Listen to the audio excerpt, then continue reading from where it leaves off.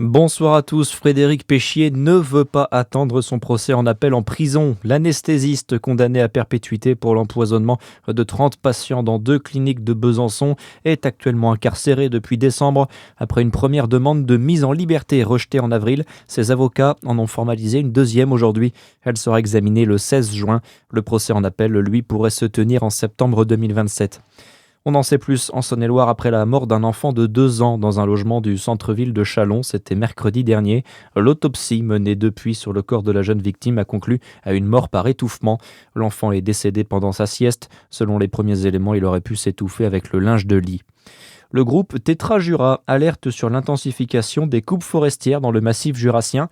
L'association en appelle à l'État pour agir et protéger plusieurs espèces. Ces coupes sont menées depuis le début de l'épidémie de scolyte sur le territoire. Une enquête est en cours pour vérifier la légalité de certaines coupes, notamment une de novembre dernier. C'est l'une des maladies les plus dommageables du vignoble européen, notamment à cause de son impact sévère sur les vignes face à la propagation de la flavescence dorée depuis plus de 10 ans. Une opération coup de sécateur sera lancée dans 14 communes de la région.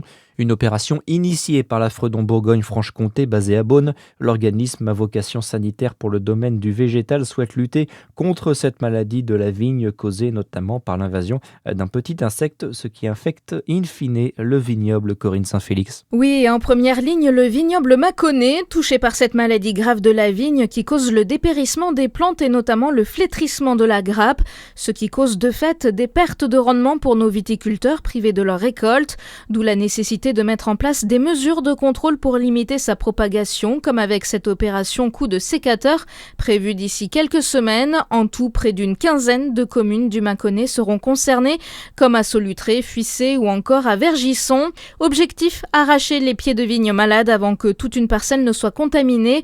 Ce plan qui permet aussi d'éviter un traitement chimique des vignes. Et chaque vigneron disposera ensuite de 15 jours pour repérer et supprimer les autres pieds suspects.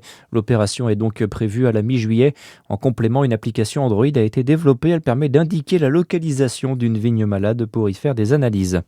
Dans le reste de l'actualité, le mercure ne va pas redescendre tout de suite. La chaleur pourrait continuer à monter et atteindre localement 38 voire 39 degrés dans les prochains jours, prévient Météo France. 9 départements de l'ouest du pays sont désormais en vigilance orange ce soir. 13 le seront demain.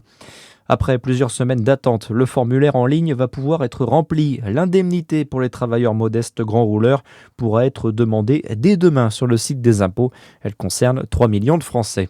Et puis en tennis, la suite de Roland-Garros, l'exploit cet après-midi de Moïse Kouamé. Le jeune Français de 17 ans a battu en 3-7 l'ancien numéro 3 mondial, le Croate Marin Cilic. Très bonne soirée sur Fréquence Plus.